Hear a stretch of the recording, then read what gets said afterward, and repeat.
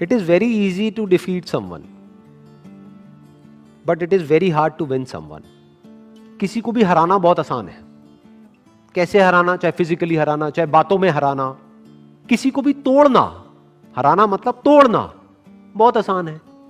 और विन का मतलब जोड़ना, अपने साथ में जोड़ना बहुत मुश्किल है। It is very hard to win someone.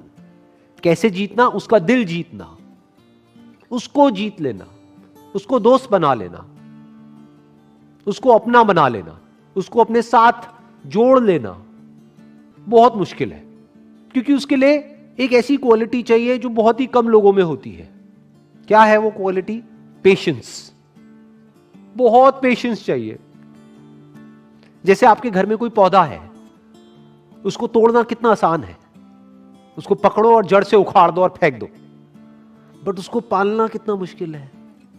रोज पानी देना होगा, ध्यान रखना होगा, कहीं कीड़े तो नहीं लग रहे, तो खाद डालनी होगी, उसको सनलाइट देनी होगी प्रॉपर, ना ज्यादा ना कम।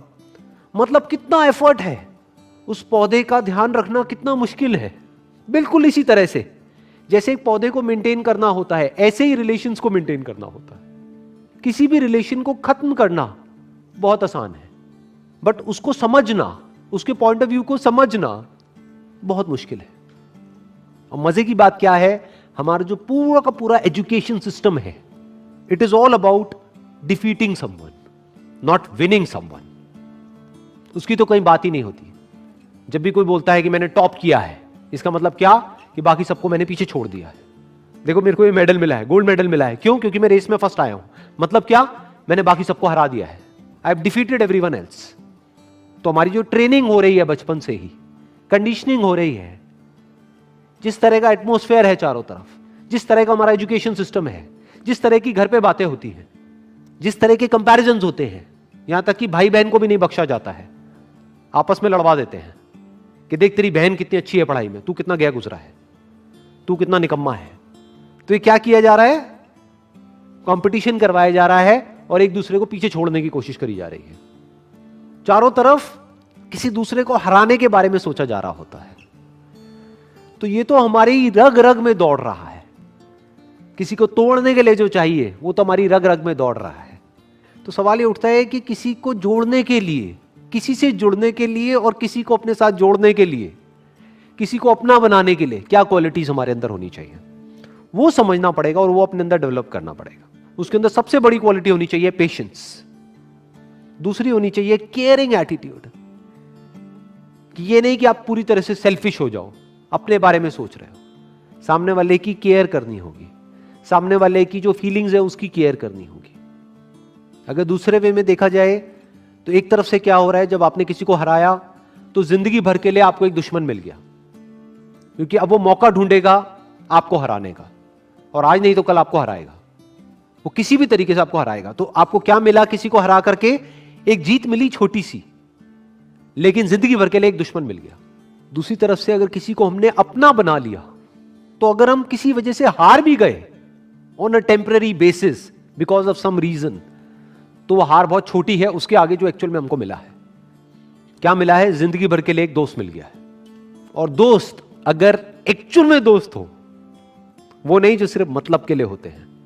दोस्ती अगर असली दोस्ती हो तो उसकी वैल्यू पैसे में आंकी नहीं जा सकती है, या ये कह लो उसकी कोई वैल्यू ही नहीं है। That is priceless. देखो ध्यान से समझो क्या हुआ कि जब भी आप किसी को हराते हो तो याद रखना, आपको लग रहा है कि आपने उस एक को हराया है तो मेरा एक ही दुश्मन बना। अरे आपका एक दुश्मन नहीं बना है, उसके सारे दोस्त भी तो आपके दुश्मन बन गए। तो अब आपका एक दुश्मन नहीं है। अगर इस आदमी के 1000 दोस्त हैं तो अब आपके 1001 दुश्मन है। दूसरी तरफ से अगर आपने किसी को अपना बना लिया है या एक दोस्त बनाया है, तो यह मत समझो आपने एक दोस्त बनाया है। अगर इस आदमी के 1000 दोस्त हैं तो अब आपका एक दोस्त नहीं है, अब आपके 1001 दोस्त हैं। इसको दूसरे वे में भी बोला जा सकता है कि जिसकी आदत बन जाती है दूसरों को जीतने की, तो पूरी दुनिया उसकी दोस्त बन जाती है। और दूसरी तरफ से जिसकी आदत है सिर्फ दूसरों को नीचे गिरा करके खुद ऊपर उठने की, या दूसरों को हरा करके खुद जीतने की, उसकी पूरी की पूरी दुनिया ही दुश्मन है। आज नहीं तो कल उसको ये समझ आ जाएगा, पूरी दुनिया उसके अगेंस्ट हो जाएगी। और इस तरफ से अगर किसी के अंदर ये क्वालिटी है तो पूरी दुनिया उसके साथ में आकर के खड़ी हो जाएगी। और इसमें सबसे बड़ा एग्जाम्पल है वो जहां से कि ये कोटेशन आ रही है, यानी कि डॉक्टर एपीजे अब्दुल कलाम। चाहे कोई भी आदमी हो, किसी भी रिलीजन का हो, किसी भी कंट्री का हो, सब उनकी रिस्पेक्ट करते हैं। ऐसा कैसे हो पा रहा है? इसका मतलब यह है कि उन्होंने सबका दिल जीत लिया है, सबको अपना बना लिया है। अभी आप लोग जो मुझे वीडियो में देख रहे हैं, मैं आपको स्ट्रांगली रिकमेंड करूंगा कि डॉक्टर एपीजे अब्दुल कलाम की एक बायोग्राफी है जो कि गुलजार साहब ने लिखी है। वैसे मैंने अपने पहले भी एक वीडियो में रिकमेंड करी थी, लेकिन अभी तक आपने अगर नहीं सुनी है तो I strongly recommend you all कि एक बार जाकर के आप उसको सुनो, तो उससे आप और अच्छे से समझ पाओगे डॉक्टर कलाम को और उनकी विजन को और उनके मिशन को। करने वाला हूं, एक छोटा सा ऑडियो प्ले करूंगा यहां पे डॉक्टर एपीजे अब्दुल कलाम का। आप में से कितने लोगों ने उनकी एक ऑटोबायोग्राफी है यूट्यूब के ऊपर जो गुलजार ने बोली है, गुलजार साहब ने, कितने लोगों ने सुनी है? किसी ने नहीं। देखो क्या हो रहा है। हनी सिंह के गाने कितने लोगों ने सुने हैं? 4 bottle vodka, 4 bottle vodka, 4 bottle vodka. उसमें सनी लियोन दिख रही है डांस करती हुई। माइंड हमारा वर्ड्स में सोचता नहीं है, पिक्चर्स में सोचता है। तो जैसे ही वो गाना चलेगा माइंड के अंदर सनी लियोन आएगी। सनी लियोन आएगी, आप नेट पे जाकर के सनी लियोन सर्च करोगे, हो गया टाइम पास। क्या होगा? बोलते रहेंगे आपके पेरेंट्स, बेटा ये मत कर, वो मत कर। नहीं मम्मा कुछ नहीं कर रहा, मैं तो पढ़ाई कर रहा हूं। कौन सी पढ़ाई होगी? क्यों करोगे पढ़ाई? कोई वजह ही नहीं है पढ़ाई करने की। If you need a reason to do something extraordinary, you need a purpose. जीने की कोई वजह चाहिए, कोई इंस्पिरेशन चाहिए। कौन है, कहां से आएगी वो? I strongly recommend you all, strongly recommend you. इतना स्ट्रांगली मैंने कभी अपनी लाइफ में किसी के लिए रिकमेंड नहीं किया। Doctor APJ Abdul Kalam students के लिए, उनसे बड़ी इंस्पिरेशन इस पूरी दुनिया में कोई नहीं है स्टूडेंट्स के।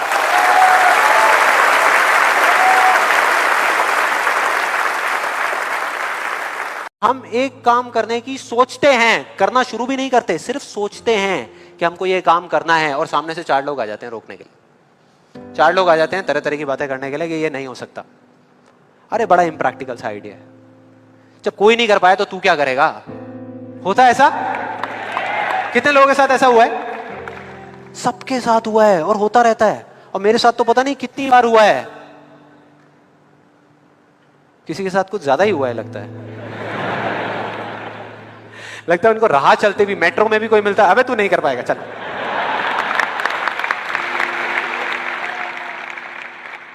तो अब सवाल ये उठता है कि ऐसे में हम क्या करें? ऐसे में जो ऐसी बातें आपको बोल रहे हैं, ना तो आप उनका मुंह बंद कर सकते हो, ना अपने कान बंद कर सकते हो, क्योंकि वो लोग कोई राह चलते लोग नहीं होते, वो आपके अपने होते हैं। आपके अपने फ्रेंड्स हैं, रिलेटिव्स हैं, आपके घर में हैं, आपके ऑफिस में हैं। तो मैं आपको ये नहीं बोल सकता कि आप क्या करो ऐसी सिचुएशन में, लेकिन मैं ये बता सकता हूं कि मैं क्या करता था।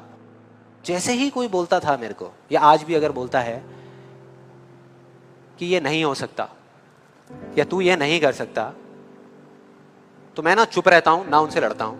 मैं सिर्फ एक वर्ड में उनसे एक सिंपल सा क्वेश्चन पूछता हूं, एक वर्ड में। क्यों? क्यों नहीं कर सकता? क्यों नहीं हो सकता? और जैसे ही मैं ये करता हूं उसके बाद बहुत मजा आता है। आप कभी करके देखना, बहुत मजा आएगा। 90% लोग ऐसे मिलेंगे आपको जिनके पास में इस क्यों का जवाब ही नहीं होगा। जवाब ही नहीं होगा। नहीं, वो सोच में पड़ जाते हैं। जैसे मैं पूछता ना क्यों, हाँ क्या, क्यों, ये कैसा सवाल है? तो ये है वो 90% लोग जिनके पास में कोई जवाब ही नहीं होता, या होता भी है तो वो इतना फनी होता है कि आप चाह करके भी अपने आप को हंसने से नहीं रोक पाओगे।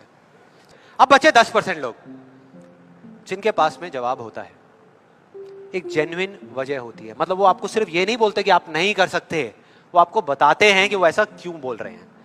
तो मुझे जब भी कोई ऐसा मिलता है तो मैं उनके पास में जाकर के शांति से बैठता हूं, उनकी सारी बात को समझता हूं, फिर अकेले में जाकर के उस प्रॉब्लम का सॉल्यूशन निकाल लेता हूं और अपने पूरे दिल से उस इंसान को थैंक्स करता हूं। क्योंकि इनडायरेक्टली ऐसे लोग हमको हेल्प करते हैं आगे बढ़ने में। लेकिन इसका मतलब ये नहीं है कि उन 10% लोगों की बातों को मैं ज्यादा सीरियसली लेता हूं, या अगर मेरे को उसका जवाब नहीं मिलता तो मैं रुक जाता हूं। क्योंकि जवाब नहीं है इसका मतलब ये नहीं कि हम चलना बंद करते हैं। फॉर एग्जाम्पल, अगर हम अपने घर से ये सोच करके निकले हैं कि जब सारी लाइट्स ग्रीन हो जाएंगी तब मैं अपने घर से निकलूंगा, तो निकल पाएंगे कभी? कोई भी ऐसा कुछ आपको बोलता है आकर के कि आप ये नहीं कर सकते, तो समझ लेना कि वो बोल तो आपको रहा है, लेकिन उसका इशारा आपकी तरफ नहीं है। वो बस इतना सा कहना चाहता है, क्योंकि मैं इस काम को नहीं कर सकता। वो बस इतना सा कहना चाहता है, क्योंकि मैं इस काम को नहीं कर सकता, या मुझे नहीं पता कि इस काम को कैसे करना है, इसलिए मुझे लगता है कि इस पूरी दुनिया में कोई भी नहीं कर सकता।